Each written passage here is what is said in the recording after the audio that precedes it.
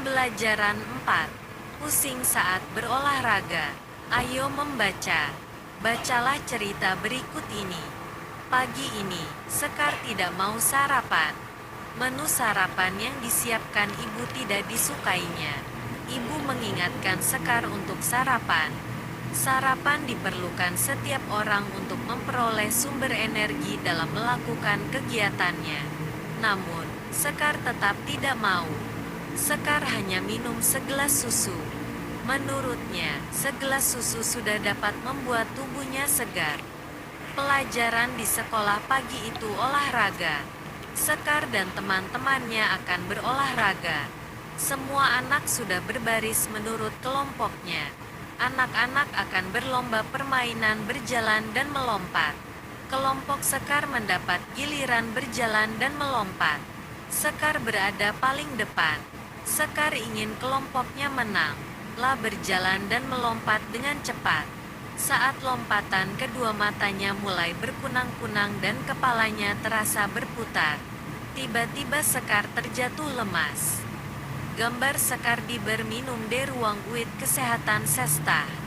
Sekar dibawa ke ruang unit kesehatan sekolah. Di sana, Pak Budi, guru olahraga, memberikan Sekar teh manis hangat dan bubur ayam. Sekar diminta beristirahat agar tubuhnya segar kembali. Pak Budi kemudian mengumpulkan anak-anak. Pak Budi menjelaskan kepala Sekar pusing dan tubuhnya lemas karena perutnya belum diisi makanan. Sekar hanya minum susu sedangkan tubuh juga memerlukan zat-zat gizi lainnya. Ayo jawab. Jawablah pertanyaan berikut. 1. Apa penyebab Sekar pusing saat berolahraga?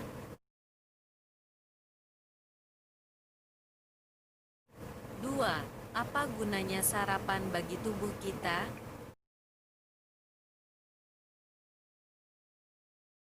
3. Menurutmu, apakah kita cukup sarapan sepotong roti dan segelas susu?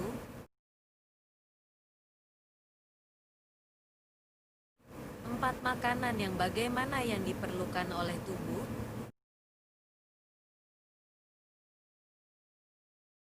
5. Apa yang kamu lakukan jika sarapan yang disiapkan ibu tidak kamu sukai?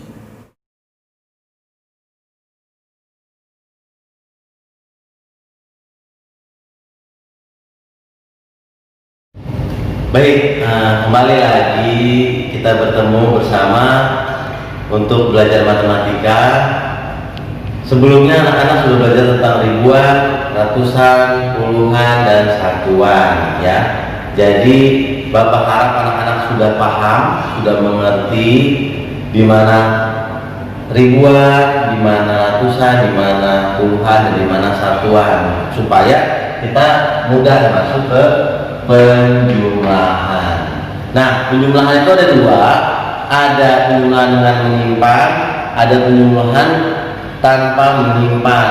Artinya apa sih? Artinya ada angka yang lebih daripada angka satuan, jadi nilainya puluhan.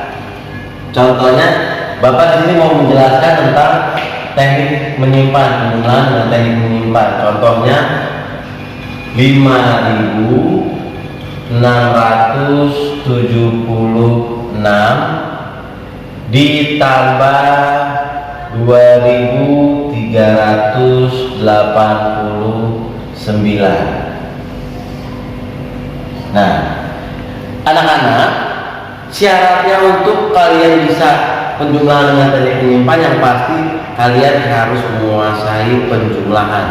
Kalau anak-anak belum menguasai penjumlahan, pasti akan sulit untuk melanjutkan baik teknik menyimpan ataupun tidak menyimpan. Jadi kalau anak-anak masih pakai tangan nih, 7 ditambah 1 jadi 8. Nah, kan ini gampang. Anak-anak harus lebih banyak berlatih supaya tidak sering pakai tangan, jadi semua sudah di pikiran. Oke, sekarang kita lihat di sini. Dengan teknik menyimpan dengan caranya seperti ini. Ini setiap angka di sini memiliki nilai tempat. 5 memiliki tempatnya ribuan, 6 tempatnya ratusan, 7 tempatnya puluhan, 6 yang di belakang tempatnya satuan. Sama seperti halnya 2, 3, 8, 9, 2-nya ribuan, 3-nya ratusan, 8-nya puluhan, 9-nya satuan. Nah, ketika menjumlahkan, kita harus jumlahin di tempat yang sama. Ribuan sama ribuan, puluhan sama puluhan, ratusan sama ratusan, satuan sama satuan. Kalau ribuan ditambahin sama satuan bisa nggak Pak? Ya nggak bisa, kan jenisnya udah lain posisinya, yang satu di ujung, satu di ujung kiri, satu lagi di ujung kanan. Nggak boleh. Jadi 5 sama 9 nggak boleh, 5 sama ditambah dengan 8 nggak boleh, 5 ditambah dengan 3 nggak boleh, 5 pasangannya harus sama 2, ya, seperti manusia sama manusia berpasangan. Oke, sekarang 6 sama 9. Kenapa sih Pak 6 sama 9 mesti dijumlahin? Karena mereka namanya satuan. Mereka memiliki tempat satuan, makanya kita jumlahin satuan. 6 tambah 9, 6 tambah 9, 15. 15 itu lebih daripada 2 angka. Artinya ada angka pertama, ada angka kedua. 15 itu ada 2 angka, 1 dan 5. Nah, teknik menyimpan ini, 5-nya kamu taruh di bawah, 1-nya kalian taruh di atas. 5-nya kalian taruh di bawah, 1-nya taruh di atas. Nih, 6 tambah 9, 15. Kemudian 1 ditaruh di atas, ini namanya disimpan.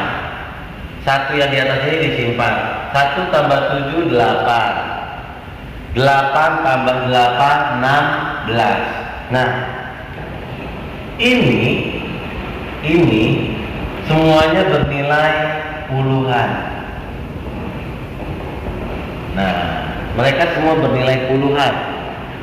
1-nya puluhan, 7-nya puluhan, 8-nya puluhan. 1 ditambah 7, 8, 8 tambah 8, 16. 16 terdiri dari 2 angka, 1 dan 6. 6-nya kita taruh di bawah, 1 yang di depan kita taruh lagi di sini, di sebelahnya. Kita taruh di atasnya lagi. Nah, 1 tambah 6 tambah 3. 1 tambah 6 itu 7. 7 tambah 3 10. Nah, ini nilai tempat yang bernilai ratusan. Nilainya 1 tambah 6 7, 7 tambah 3 10. 10 terdiri dari 2 angka, 0 dan 1. 0-nya kita simpen, taruh di bawahnya lagi. Pak, kalau kita taruhnya begini boleh nggak Pak? Ya nggak boleh, kan dia cuma menempati 1 angka. 0-nya kita taruh, 1-nya kita simpan lagi di atas ke depannya. Nah, yang terakhir ini bernilai ribuan. 1 tambah 5 6, 6 tambah 2 8. Berarti 1 tambah 5 tambah 2 hasilnya 8. Dan setiap mengerjakan kalian harus menggunakan titik. Jadi masing-masing tempat ini memiliki bagiannya sendiri, satuan dengan satuan, puluhan dengan puluhan, ratusan dengan ratusan, ribuan dengan ribuan. Oke, ini cara yang bisa Bapak berikan kepada anak-anak. Mudah-mudahan kalian dapat berlatih dengan baik. Latihan tugas-tugas, soal-soal, dicoba angka-angka supaya apa? Supaya berhitungnya jadi lebih hebat. Oke, sekian dari Bapak. Terima kasih. Oke, baik anak-anak, kita kembali lagi. Kalau sebelum-sebelumnya pertemuan kita sudah membahas tentang penjumlahan langsung, sekarang kalian mendapatkan jenjang yang lebih tinggi, artinya penjumlahan dalam taraf penerapan. Jadi ketika dikasih soal cerita, anak-anak mampu mengubah soal cerita menjadi bahasa matematika. Oke, cara menjawab soal cerita. Sebuah kota A memiliki 2.376 penduduk dan kota B memiliki 4.567 penduduk. Jika kota A dan kota B ada di provinsi yang sama, berapakah jumlah penduduk pada provinsi tersebut? Gampang? Gampang. Cara menjawab soal cerita. Nah, yang pertama, provinsinya ini kata petunjuknya di sini. Provinsi yang sama. Kota A dan kota B ada di provinsi yang sama. Berarti satu provinsi itu ada 2 kota. Berarti 2 kota ini harus dijumlah penduduknya. Yang pertama ada kota A. Kota A besarnya penduduknya 2.376. Kota B 4.567. Nah, ini kita tambah. Nah, anak-anak dalam proses perhitungan tidak perlu menaruh keterangan di belakang. Penduduk tidak perlu, ya. Jadi kalian bisa langsung menjumlahkan 6 tambah 7 13. 3-nya taruh di belakang, 1-nya taruh di atas. 1 tambah 7 8, 8 tambah 6 14. 14 terdiri dari 2 angka, 1 dan 4. 4-nya kita tinggalin, 1-nya kita taruh di atas. 1 ditambah 3 ditambah 5, berapa totalnya? 9. Kemudian 2 ditambah 4 sama dengan 6. Oke. Nah, jadi 2 kota yang udah digabungin ini jadi satu provinsi, jumlahnya 6.943. Nah, karena ini soal cerita, maka kalian harus membuat kalimat jadi.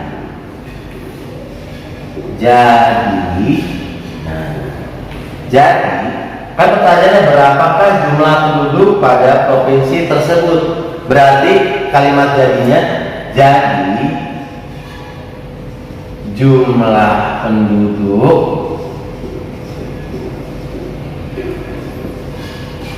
pada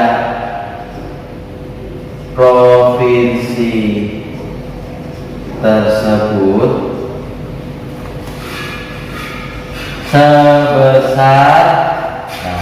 sebesar berapa nih?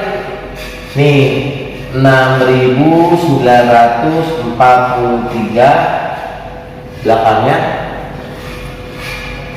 Kalau penduduk biasanya belakangnya apa?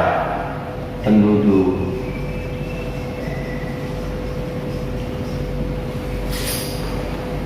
Atau jiwa boleh.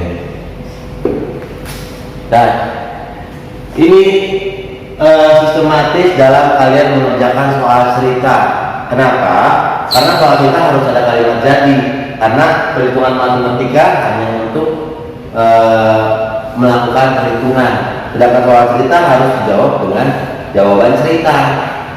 Tapi tetap harus ada perhitungannya. Jadi ketika kalian mengerjakan soal cerita, yang di atas tidak ada, cuma yang di bawah doang yang ada, nilainya setengah. Kalian mengerjakan soal matematika, jadi kalimat jadinya nggak ada, cuma ada perhitungan, nilainya setengah. Apalagi cuma ada jawabannya. Misalnya, ini soalnya sekian-sekian, wah kalian tinggal langsung jawaban aja di sini.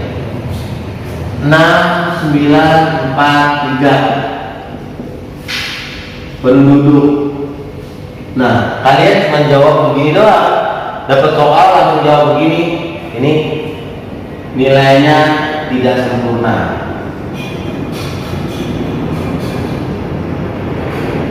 nilainya tidak sempurna.